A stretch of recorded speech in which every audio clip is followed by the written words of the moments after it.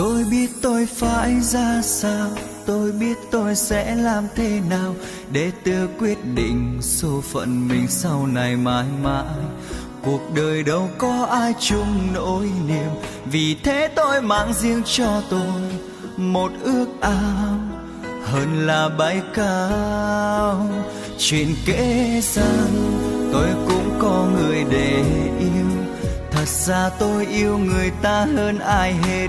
Người tôi yêu thật tuyệt vời mà tôi không biết đến bao giờ để dám chắc chắn nói xứng là ai. Cho trời đang thay thế bằng trái tim.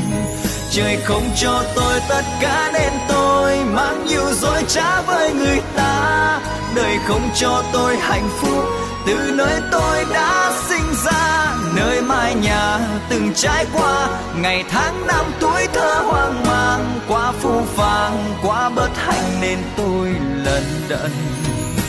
Đâu có ai muốn chấp nhận con đường tôi nên tôi mới biết ân hận.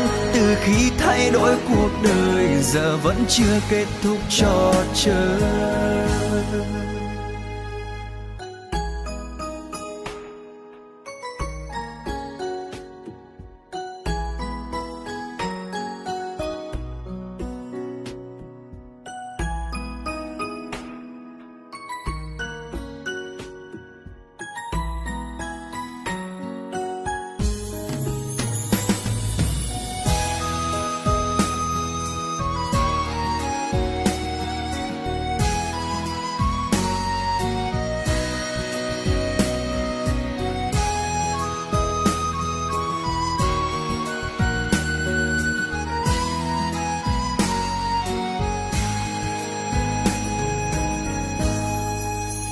Chuyện kể rằng tôi cũng có người để yêu, thật ra tôi yêu người ta hơn ai hết.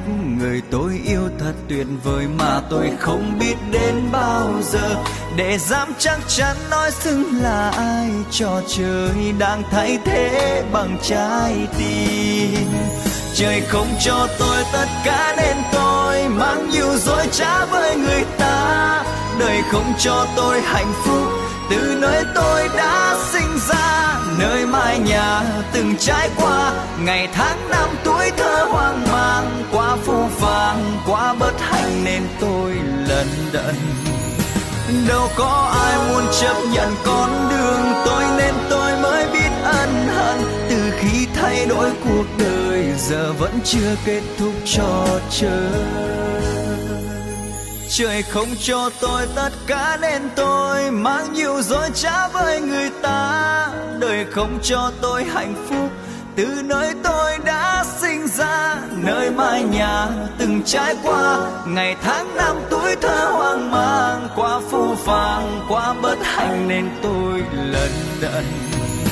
Đâu có ai muốn chấp nhận con đường tôi nên tôi mới biết ân hận. Từ khi thay đổi cuộc đời giờ vẫn chưa kết thúc trò chơi.